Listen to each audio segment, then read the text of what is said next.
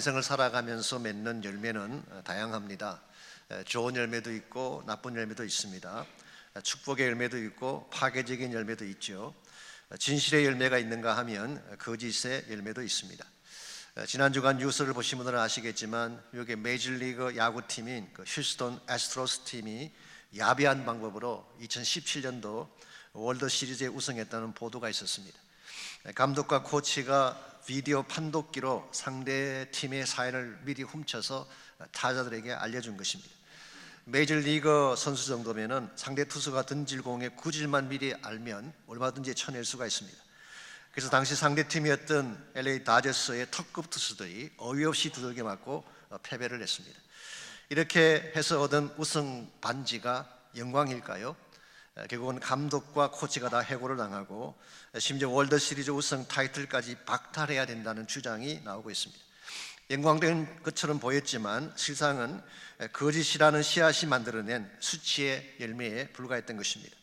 반면에 이런 이야기도 있습니다. 오래전에 미조리주의 세인트루이스에 살고 있던 일라이자 라브조이라고 하는 크리스찬이 있었습니다. 이분은 당시 노예 제도 밑에서 흑인들이 무고하게 처형당하는 모습 보면서 약한 제도와 싸우기로 결심을 했습니다. 그래서 세인트루이스 오브저버라고 하는 신문사를 만들고 흑인 노예 해방에 대한 글을 싣기 시작했습니다. 어떻게 됐을까요? 엄청난 공격과 살해 위협이 찾아왔습니다. 그래서 할 수 없이 신문사를 일리노이주에 있는 알톤이라는 지역으로 옮겼습니다. 근데 거기서도 군중들의 폭동과 위협으로 어려움을 당하다가 결국 1837년 11월 7일 밤에 신문사가 불타게 되고 본인은 폭도들에 의해서 살해당함으로 세상을 떠나게 됩니다. 그럼에도 불구하고 어느 누구도 고발을 당하거나 기소되는 사람이 없고 오히려 그 폭도들 중에 한 사람이 시장에 당선되는 이런 일이 일어났습니다. 이와 같은 현실을 보면서 많은 사람들이 라브조의 죽음은 헛되다고 생각을 했습니다. 그러나 결코 헛되지 않았습니다. 왜냐하면 일리노이주 알톤에서 이것을 지켜보았던 한 젊은이의 가슴 속에 깊은 감동을 심어주었기 때문입니다. 이 젊은이의 이름이 에이브라함 링컨이라는 이름이었습니다. 결국 나중에 링컨에 의해서 노예 해방이라고 하는 아름다운 열매를 맺지 않았습니까? 우리가 인생을 살아가는 과정에는 이와 같이 좋은 열매를 맺을 수도 있고 나쁜 열매를 맺을 수도 있습니다. 여러분과 저는 예수님을 믿고 따르는 크리스찬인데 우리가 크리스찬으로서 하나님이 기뻐하실 더 아름답고 소중한 열매는 과연 무엇이며 어떻게 이와 같은 열매를 맺으며 살아갈 수가 있을지 오늘 주신 본문을 가지고 그것을 함께 나눠보려고 합니다. 오늘 같이 그 본문에 보시면은 크리스찬 삶을 살면서 맺게 될 여러 가지 열매들에 대해서 소개를 하고 있습니다. 사실은 지난 주일 말씀에 이어서 방언과 예언이라는 언사를 다루는 본문이죠. 그러나 이 본문을 통해서 바울은 이 언사를 통해 맺게 될 열매를 몇 가지 차원에서 소개를 합니다. 먼저 13절과 14절에 보게 되면 마음의 열매가 가능하다 그렇게 말씀하고 있어요. 이 마음의 열매라고 하는 것은 개인적이면서 내적인 열매를 말하는 것입니다. 방언이라고 하는 것은 신비로운 언어이죠. 영적인 랭귀지이기 때문에 통역이 꼭 필요합니다. 근데 만일 방언으로 기도하는 자가 통역 없이 기도하면 어떤 현상이 일어날까요? 본인이 무슨 뜻인지 모르게 기도하기 때문에 영어로 기도는 하지만 마음에는 아무런 열매가 없다고는 성경은 밝히고 있어요. 무슨 뜻인지 모르니까 깨달음이 있을 수가 없고 깨닫지 못하니까 확신도 가질 수가 없는 것입니다. 근데 만일 제대로 깨닫고 기도한다면 응답의 확신을 가질 수가 있고 기쁨과 평안을 갖게 됩니다. 이것을 마음의 열매라고 할 수가 있습니다. 두 번째 열매가 15절에서 17절에 나오는 감사의 열매입니다. 이것은 범위를 좀 넓혀서 공동체적 열매다 그렇게 부를 수가 있습니다. 제가 계속 말씀을 드린 바처럼 우리 12장부터 14장까지의 컨텍스트는 예배라고 말씀드렸죠. 이 방언을 하는 분이 개인적으로 기도하는 것은 오케이. 근데 만일 공적 예배 시간에 누군가가 대표 기도를 하는데 방언으로 기도를 하게 된다면 듣고 있는 성도들의 대다수가 이것을 모를 경우에 내용이 무엇인지를 모를 경우에 그들이 이 기도에 바른 반응을 볼 수가 있을까요? 그럴 수가 없다는 것입니다. 그래서 16절을 보시면은 그렇지 아니하면 내가 영어로 축복할 때, 즉 방언 기도가 축복의 기도인 경우라고 할지라도 알지 못하는 처지에 있는 자가 내가 무슨 말을 하는지 알지 못하고 내 감사에 어찌 아멘 할 수가 있겠느냐 반문했어요. 아멘이라고 하는 것이 무슨 뜻일까요? 아멘이라는 이 단어는 원래 히브리 말입니다. 그런데 예수님 당시 때는 에로메이, 아람어로 사용이 되었습니다. 이걸 그대로 옮겨 적은 것이 아멘. 그러므로 이 아멘은 헬라 말이 아닙니다. 고대 이스라엘 백성들은 예배 중에 아멘을 많이 했어요. 기도하게 되면 기도가 끝날 때에 아멘 했습니다. 아멘의 뜻이 뭐냐고 하면 진실로 그런 뜻도 가지고 있고 참으로 그렇다고 동의한다는 의미를 가지고 있습니다. 그러므로 축복이 선포되면 아멘 해야지 그 축복이 나의 것이 되는 것입니다. 감사가 선포되면 아멘 해야 감사의 제목들이 나의 것이 되는 것입니다. 근데 오늘날 가만히 보게 되면 이 아멘에 인식하신 분이 참 많죠. 돈 드는 것도 아니고 힘드는 것도 아닌데 혀를 깨물면서 아멘 안 하시는 분들이 계세요. 꼭 그럴 필요가 있을까요? 이 감사를 선포하고 축복을 선포할 때는 큰 소리로 아멘 하시기 바랍니다. 그 아멘 하는 순간 그것이 나에게 주어지기 때문에. 근데 문제가 하나 있습니다. 이 선포의 내용이 뭔지를 모르게 된다면 아멘 할 수가 없고 결과적으로 감사의 열매를 맺을 수가 없다는 것입니다. 이런 면에서 공동체적 열매, 이 감사의 열매는 역시 바른 기도를 통해서 가능하다, 그렇게 오늘 성경은 말하고 있습니다. 세 번째로 경배의 열매를 소개합니다. 이것을 우리는 궁극적인 열매라고 표현할 수가 있습니다. 25절에 보면 그 열매가 나와 있습니다. 이것은 난 크리스찬들이, 즉 하나님을 알지 못하는 자들이 교회 안에 들어왔다가 예언의 말씀을 듣고, 즉 말씀의 선포, 복음의 선포죠. 이 복음의 선포를 듣고 그들의 마음의 문을 열고 하나님께 나와서 하나님을 경배하게 되는 케이스를 말합니다. 그러므로 이 경배의 열매는 생명의 열매이고 복음의 열매라고 할 수가 있겠죠. 하나님이 가장 기뻐하시는 열매가 이 경배의 열매, 생명의 열매라고 할 수가 있습니다. 이와 같이 우리가 그리스도인 삶을 살아가는 과정에서는 여러 가지 차원의 열매를 맺으며 살아갈 수가 있는데, 오늘 여러분들의 경우는 어떤 열매를 맺으며 사시는지요? 우리 그리스도인은 어디를 가든지 무엇을 하든지 좋은 열매를 맺어야 될 책임이 있어요. 왜 그런지 아십니까? 우리 안에 계신 하나님이 좋으신 하나님이시기 때문에. 내 안에 계신 하나님은 좋으신 하나님이신데 우리가 맺는 열매는 악한 열매, 거짓 열매를 맺게 된다면 이게 하나님에게 영광이 되겠습니까? 이런 면에서 우리는 반드시 크리스찬으로서 좋은 열매, 하나님이 기뻐하실 열매를 맺으며 살아가야 되는데, 우리가 어떻게 하면 하나님이 기뻐할 더 소중한 열매를 맺으며 살아갈 수가 있을까요? 오늘 본문에 보시게 되면 하나님이 기뻐할 더 건강하고 소중한 열매를 맺는데 꼭 필요한 세 가지 요소가 오늘 본문에 소개가 되어 있습니다. 첫 번째로 하나님이 기뻐할 열매를 맺으려면 건강한 소통이 필요합니다. 아무리 귀한 것이라도 소통이 막히게 되면 전달될 수가 없는 것입니다. 오늘 본문에 보시게 되면 두 가지 차원의 소통이 소개되어 있습니다. 첫 번째가 하나님과의 소통입니다. 이것을 우리는 영적인 소통이다, 그렇게 말할 수가 있겠죠. 두 번째가 인간과의 소통, 이것을 관계적인 소통이라고 부를 수가 있습니다. 자, 먼저 하나님과의 소통에 필요한 것은 무엇일까요?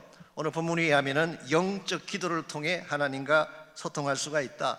Maybe 오늘 본문의 경우는 방언 기도라고 할 수가 있습니다. 15절을 보십시오.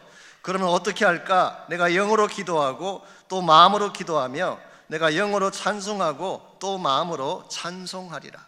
자, 영적인 기도, 방언 기도가 통역이 없으면 소용이 없다고 말을 하면서도 사도 바울은 방언 기도의 소중함을 인정하고 있습니다.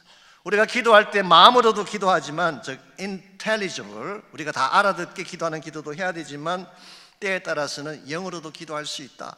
나의 영어로 기도하고 마음으로 기도하고 영어로 찬송하고 마음으로 찬송하는 것, 이 과정을 통해서 우리는 하나님과의 소통이 열리게 되는 것입니다. 여러분께서 진짜 깊은 하나님의 세계를 맛보고 하나님 우리에게 안겨주기를 원하는 영적인 열매를 맛보기를 원한다면 하나님과 깊이 소통해야 돼요. 하나님과의 관계성 속에 깊이 들어가야지 이와 같은 축복을 누리게 되는 것입니다. 조금 논란에 여전히 있습니다만은 최근에 한국 교회에 소개된 기도 중에 Contemplative Prayer라고 하는, 혹은 관상기도라고 번역을 합니다. 이 기도가 한국 교회에 소개가 됐고 사실은 어떤 한국의 유명한 목사님은 그 기도 사역을 많이 하신 적도 있어요. 유진 피터슨이라는 분이 쓴 책 중에 Contemplative Prayer라는 책이 있는데요, 아마 그 책의 영향을 많이 받은 것 같습니다. 어떤 분은 이 기도를 Centering Prayer, 집중적인 기도다, 그렇게 표현하기도 했고, 또 한국식으로는 지성소 기도다, 그렇게 표현하기도 합니다. 이 기도는 어떤 것을 말하냐고 하면은 하나님 한 분에게만 초점 맞추고 시간 가는 줄 모르고 깊은 영적 교제 속에 들어가는 것을 말합니다. 이 기도를 하게 되면 기도 제목 자체가 없어진대요. 내가 뭘 구해야 될지 기도 제목 자체가 필요 없어요. 마치 모세가 시내산에 올라가서 하나님과 40주야를 함께 있었던 것처럼 하나님 자체를 누리는 기도, 이게 깊은 기도라는 것입니다. 물론 이것은 사막의 수도사들로부터 유래된 것이기 때문에 신비주의에 빠질 수 있는 위험의 측면이 사실 있습니다. 그래서 조금 조심을 해야 되겠지만, 그러나 오늘 본문을 다시 보면은 사도 바울은 영어로 기도하든 마음으로 기도하든 하나님과의 소통이 깊어져야 된다. 오늘 여러분의 삶 가운데 주님과 만남이 깊이 들어가게 되면 영적 세계가 보이기 시작해요. 하나님이 정말 안겨주기를 원하는 영적인 축복의 열매들을 누리게 되는 것입니다. 그러나 하나님과의 관계에서 누리는 이 축복도 참 중요하긴 하지만 여기서 멈춰서는 안 됩니다. 두 번째 차원의 소통이 인간과 인간 사이의 소통이 필요합니다. 그래야지 내가 받은 말씀의 은혜가 다른 사람에게 전달될 수 있게 되고 감동을 주고 그들 마음속에 기쁨과 확신을 심어줄 수가 있는 것입니다. 그래서 19절 말씀 보시면은 이렇게 기록되어 있습니다. 그러나 교회에서 내가 남을 가르치기 위하여 깨달은 마음으로 5마디 말을 하는 것이 1만마디 방언으로 말하는 것보다 나으니라. 자, 방언을 말씀하시는 분들이 1만마디의 방언을 하더라도 그게 알아듣지 못한다면 의미가 없다는 것입니다. 아무리 많은 양의 언어를 사용해도 전달되지 않는다면 it doesn't make any sense. 아무 의미가 없다는 것입니다. 그 반면에 깨달은 마음으로 하는 말씀이라면 5마디 말이라도 전달될 수가 있고 사람들에게 영향을 끼칠 수 있다, 그런 이야기예요. 여기서 사도 바울은 분명히 밝힙니다. 말의 다수가 중요한 것이 아니라 얼마나 그 말이 마음속에 와닿느냐가 중요하다. 마음에 와닿을 때 소통이 이루어지고 열매가 맺혀지는 것입니다. 흔히 이런 생각을 많이 합니다. 말을 많이 해야지 상대방을 설득할 수 있다 생각하지만 실제는 아닙니다. 진실된 말이 상대를 변화시켜요. 작은 말이지만 진정성이 담겨 있을 때에 감동을 안겨주고 삶의 변화를 추구할 수 있게 만드는 것입니다. 신약 성경에 보시게 되면 바리새인과 율법사들이 말을 많이 했어요. 그 이유가 뭐냐고 하면 그 당시 그들이 가르치는 규례가 굉장히 많았기 때문에 613가지의 규례가 있었어요. 소위 말하는 에즈라 시대 이후로 유대인들이 만들어낸 구전이죠. 오랄 트래디션. 처음에는 구전으로 내려오다가 나중에 이것이 written down 됩니다. 기록된 구전을 우리가 미시나라고 부르죠. 613가지나 되는 다양한 차원의 규례와 율법들을 만들고 이것을 설명하려고 하다 보니까 얼마나 길고 복잡하고 납득하기가 쉽지 아니한지, 이와 같이 복잡한 613가지의 규례를 예수님은 단 2마디로 요약하셨어요. 딱 2마디로. 이것이 마태복음 22장 37절에서 39절에 기록된 내용. 첫 번째로 하나님을 사랑해라. 두 번째로 내 이웃을 내 몸같이 사랑하라. 613가지의 복잡한 율법들을 규례가 있었는데 이걸 딱 요약하면 이 2가지라는 것입니다. 이게 하나님께서 율법을 주신 목적이고 하나님이 전달하고 싶은 메시지라는 것입니다.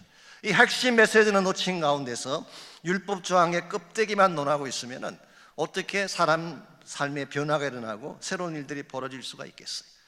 오늘날 우리의 관계성을 해치고 있는 것이 이 소통의 단절, 소통의 부족 때문에 많은 경우에 문제가 생깁니다.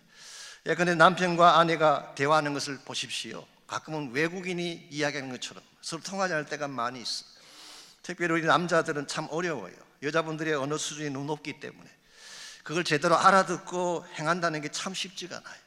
예를 들어 여자분이 5분이면 돼요 그러면은 1시간인 줄 알고 기다려야 되는데 5분이라고 생각하고 기다리다 보면 큰 코 다치는 것입니다. 부인이 당신이 알아서 결정해 그러면은 이게 무슨 뜻인지 아십니까?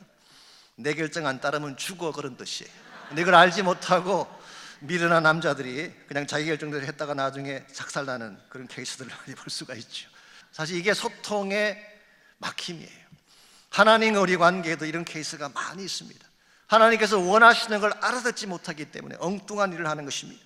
이사 1장에 보시게 되면 하나님께서 이스라엘 백성에게 어떻게 너희들은 나를 모르느냐, 자식도 부모를 알고 외양간의 소들도 주인을 알아보는데 너희들은 나를 모른다, 그렇게 하나님 말씀하시니까 이 유대 백성들이 엄청나게 많은 양과 송아지와 짐승들을 잔뜩 가지고 제사 드리려고 왔어요. 그때 하나님께서 뭐라고 말씀하셨습니까? 내가 언제 너희들에게 재물 가져오라 그랬느냐? 그 많은 재물을 들고 왔는데 내 마당만 밟을 뿐이다 라고 책망하셨어요. 하나님이 정말 원했던 건 뭘까요? 그들의 마음을 원한 것입니다. 그들의 순종을 원한 것인데, 이와 같은 하나님의 심정은 깨닫지 못하고 엉뚱한 것으로 리스폰드할 경우에 소통이 막히게 되고 결국은 긋도는 삶을 살 수밖에 없는 것입니다. 그러므로 여러분의 삶이 다시 포커스가 이루어지고 축복의 현장으로 돌아가기를 정말 원하신다면 하나님의 음성에 마음의 문을 열고 귀를 기울이셔야 돼요. 그분에게 다가가야 돼요. 그래서 그분과 진실된 소통을 통하여서 그분을 만나고 그분의 음성을 듣고 그분의 말씀 따라 살게 되면 여러분 삶에 맺혀질 마음의 열매가 충만하게 되는 것입니다. 두 번째로 더 소중하고 아름다운 열매를 맺으려면 성숙한 지혜가 필요합니다. 이 잔머리를 굴려서는 절대 좋은 열매를 못 맺는다 그런 뜻이에요. 성숙한 지혜를 가져야지 비로소 건강한 열매가 맺혀지는 것입니다. 20절 말씀 보겠습니다. 형제들아, 지혜에는 아이가 되지 말고 악에는 어린아이가 되라. 지혜에는 장성한 사람이 되라. 여기서 어린아이라는 표현이 나오죠. 이 어린아이라는 표현은 그냥 단순히 그 나이가 작은 아이를 말하는 것이 아니라 인펀트를 말합니다. 갓 태어난 아이, 순진무구한 아이를 말하는 것입니다. 그래서 어떤 영어 성경은 be innocent, 순전한 자가 되라, 때묻지 않은 자가 되라, 그렇게 번역을 했습니다. 우리가 무엇에 대해서는 때묻지 않아야 될까요? 악에 대해서라고 했습니다. 여기서 악이라고 하는 것은 단순히 나쁜 것을 말하는 것이 아니라 멜리스라고 하는, 많은 영어 성경이 멜리스라고 번역했어요. 멜리스라고 하는 이 말은 악한 의도를 가지고 의도적으로 악한 일을 조장하는 것을 멜리스라고 합니다. 조용한 공동체 안에 들어가서 괜히 문제를 만들고 분열을 조장하고 상처를 남기는 것, 이게 바로 멜리스. 이것은 사악한 것입니다. 이와 같은 사악한 일에는 어린아이가 되라는 것입니다. 거기에 대해서는 관여하지 말고 어리석은 자처럼 멀리 있으라 그런 뜻이에요. 근데 가끔 보게 되면 다른 일은 가만히 있다가 꼭 이런 악한 일이 있으면 선수처럼 나서는 분들이 있어요. 다른 영적인 일이나 섬기는 일은 전혀 관심 갖지 않고 있다가 누가 좀 부정적인 말만 하면 그게 적극적으로 나서서 함께하는 자들이 있어요. 이와 같은 자들이 맺을 열매가 뭘까요? 분열과 파괴의 열매밖에 없는 것입니다.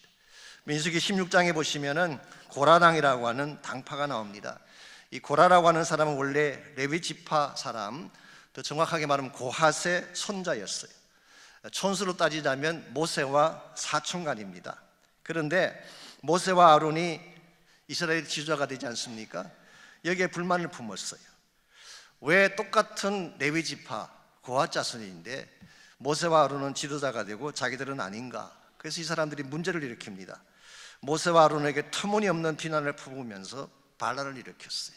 이들이 반란을 일으키니까 250명의 족장들이 동참을 했어요. 선동에 말려 들어가서 250명의 족장들이 동참을 했습니다. 그들이 모세와 아론을 향해서 이런 말을 했습니다. 회중이 다 거룩하고 여호와께서도 그들 중에 계시거늘 너희가 어찌하여 총회 위에 스스로 높이려고 하느냐. 얼핏 들어보면 참 그럴듯합니다. 민주적이잖아요. 회중이 다 거룩하다. 모든 회중이 다 equal, 다 거룩하다. 여호와께서 그들 중에도 다 계시는데 왜 모세와 아론 너희들만 스스로 높은 위치에 올라가려고 하느냐?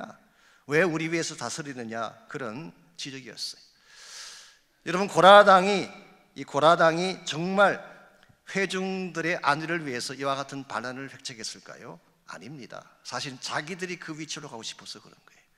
자기들이 모세의 위치에 올라가고 싶어서 이와 같은 반란을 획책한 것입니다. 더구나 모세와 아론이 스스로 높였나요? 스스로 자기들이 지도자가 되겠다고 나섰나요? 정반대입니다. 모세는 안 되겠다고 4번씩이나 익스큐즈 했었어요. 하나님이 세우신 것입니다. 하나님이 세워주신 리더십을 자기들 마음대로 평가하고 훼손하는 것은 하나님 자신에 대한 죄가 되는 것입니다. 만일 모세와 아론이 잘못되었다면 누가 다뤄야 될까요? 하나님이 다루시는 것입니다. 그런데 하나님이 다루어야 될 이 문제를 본인들이 나서서 하나님 위치까지 올라서서 잘못을 고치려고 한다면 이건 자신의 위치를 벗어난 엄청난 잘못이요, 위험하기 짝이 없는 삶인 것입니다. 결국 이들이 어떻게 되나요? 성경 기록에 하면 땅이 갈라지고 여호와의 불이 나와서 이들 모두를 불을 살랐다고 성경 기록합니다. 고라와 250명 전원이 다 불태워 죽게 된 것입니다. 그러므로 오늘 사도 바울은 다시 한번 이야기합니다. 너희들이 악한 일에는 어린아이가 되라. 악한 일에는 나서지 말고 악한 일에는 너희들이 어린아이처럼 순전한 자가 되라. 그 대신에 무엇에는 장성한 자가 되라고 했나요? 지혜에는 장성한 사람이 되라. 여기서 말하는 지혜는 단순한 지혜가 아니라 말씀의 지혜를 말합니다. 오늘 성경이 방언과 예언, 말씀에 대한 것을 다루는 것이기 때문에 이 지혜는 그냥 지혜가 아니라 말씀의 지혜예요. 즉 우리가 하나님 말씀을 바르게 이해하고 하나님의 뜻을 아는 것에 성숙한 자가 되라, 그런 뜻입니다. 우리 인생의 정도가 어디 있을까요? 우리 인생의 바른 길은 말씀 안에 있습니다. 세상 여론에 있는 것도 아니고 세상 지혜에 있는 거 아니에요. 하나님 말씀 안에 항상 정도가 있고 그 정도를 택할 때 여러분 삶의 열매가 극대화되어지는 것입니다. 이런 면에서 저는 세상 지혜와 말씀의 지혜를 구별해야 된다고 생각합니다. 세상에도 지혜가 있죠. 머리 좋은 사람들이 많이 있습니다. 그런데 세상 지혜는 보편적으로 자기 중심적이에요. 자기의 유익을 위한 것이기 때문에 때에 따라서는 얼마든지 편법을 사용하기도 하고 잔머리를 굴리기도 합니다. 그러나 하나님의 지혜는 그렇지가 않아요. 하나님의 지혜는 하나님 말씀을 따라 주신 지혜이기 때문에 항상 바른 길을 제시하고 하나님이 기뻐하시는 길을 제시하기 때문에 조금 여러분 마음에 이해가 덜 가도 또 사람들이 볼 때 어리석게 보여도 하나님 말씀의 길을 택하게 되면 반드시 축복의 의미를 준다, 그런 뜻이에요. 여러분 말씀 따라 사는 것이 손해볼 것 같죠? 아닙니다. 말씀 따라 살면 하나님이 책임져 주세요. 내 마음대로 살면 내가 책임져야 되지만 말씀대로 살게 되면 잘못되는 것 같아도 하나님이 책임져 주기 때문에 반드시 그 결말이 축복으로 끝나는 것입니다. 그러므로 여러분들이 정말 아름다운 열매를 맺고 살기를 원한다면 말씀의 정도를 선택하시기 바랍니다. 우리가 하나님 안에서 하나님이 기뻐하실 소중한 열매를 맺으려면 1차적으로 하나님과의 소통이 늘 이루어져야 돼요. 깊은 기도, 깊은 찬양, 깊은 만남이 꼭 필요합니다. 두 번째는 힘들지만 말씀의 정도를 따라 꼭 사시기 바랍니다. 그때 하나님이 복의 길을 열어주시니까. 마지막 세 번째로 우리가 열매를 맺는 데 필요한 것이 선한 영향력입니다. 이것은 우리의 삶과 또 하나님 말씀이 남겨주는 영향력이라 그렇게 표현할 수가 있겠습니다. 21절 말씀을 잠깐 보겠습니다. 우리 21절 말씀.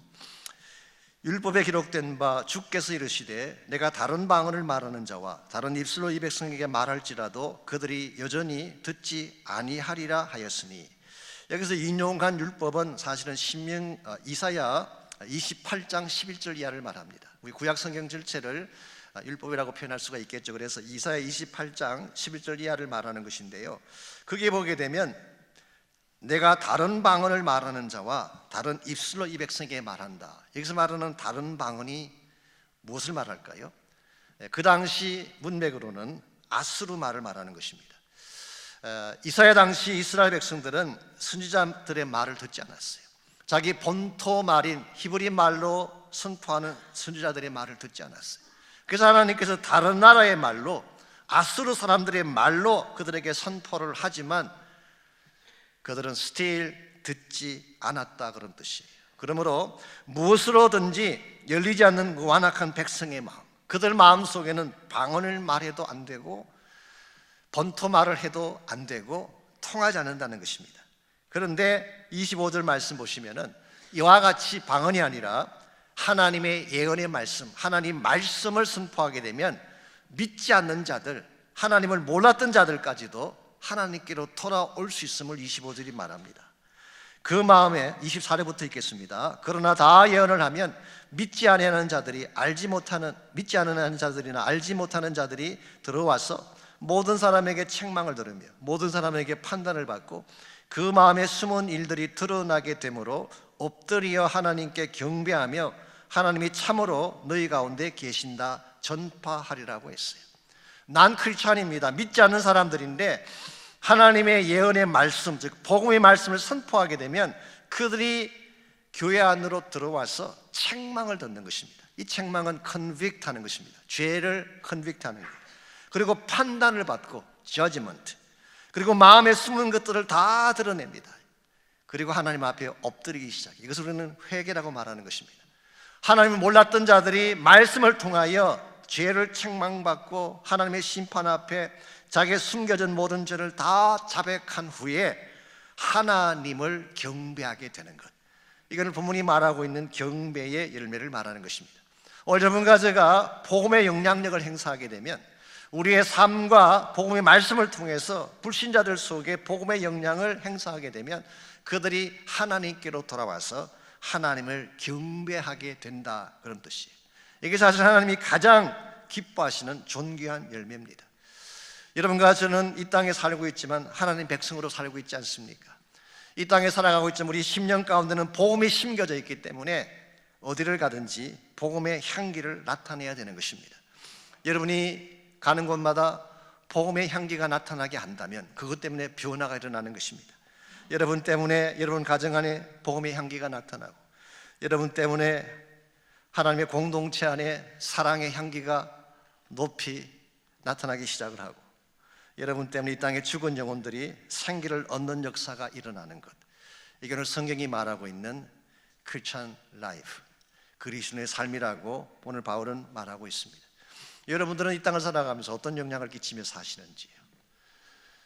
어둡고 침체된 이 땅 가운데에 생명의 역사를 이루고 또 다시 한번 희망을 심어주는 그런 삶을 살아야 되지 않겠습니까? 몇 년 전에 일본에서 창간된 잡지 하나가 있는데요, 이것이 많은 사람들의 이목을 집중시켰다고 합니다. 내용 때문이 아니라 그 잡지의 표지, 그림 때문이었다고 합니다. 표지에 아주 평범하게 보이는 회색 빛깔의 나비 한 마리가 그려져 있습니다. 그런데 그냥 두면 잿빛 색깔의 나비인데요, 누군가가 그게 손을 대면 회색 나비가 총천연색의 아름다운 나비로 변하는 것입니다. 아마도 이 표지를 디자인하신 분의 의도가 이와 같은 것일 것입니다. 메마르고 잿빛처럼 어두운 세상이지만 누군가가 사랑의 손길로 만져주게 되면 잿빛 인생도 총천연색이 될 수 있음을 암시하기 위해서 그런 표지를 만든 것 같습니다. 저는 이와 같은 것이 크리스찬 삶이라고 생각합니다. 우리 삶의 주변을 보시면 잿빛처럼 어두워요. 우울하고 생기가 없이 사는 사람들이 참으로 많습니다. 그런데 만일 그들 속에 여러분이 들어가셔서 우리가 만난 예수님을 소개하게 된다면, 내 안에 심겨져 있는 십자가 사랑을 가지고 그들을 타취하게 된다면 죽었던 그들이 살아나게 되고 절망 가운데 있던 사람들이 소망을 향해 일어나지 않겠습니까? 이것이 여러분과 제가 이 땅에 살면서 해야 될 가장 중요한 과제이고, 하나님이 여러분을 또 저희 교회를 이 땅에 남겨두신 목적이라고 저는 생각합니다. 우리 사는 이 땅은 점점 날이 갈수록 황폐해져 가고 있어요. 문화는 발달하고 물질 문명은 점점 발달해 갔지만 그 심령들은 다 깨어지고 아픔과 절망 속에 무너지는 사람들이 참으로 많습니다. 그들에게 필요한 것은 생기예요. 복음의 생기가 그들에게 필요합니다.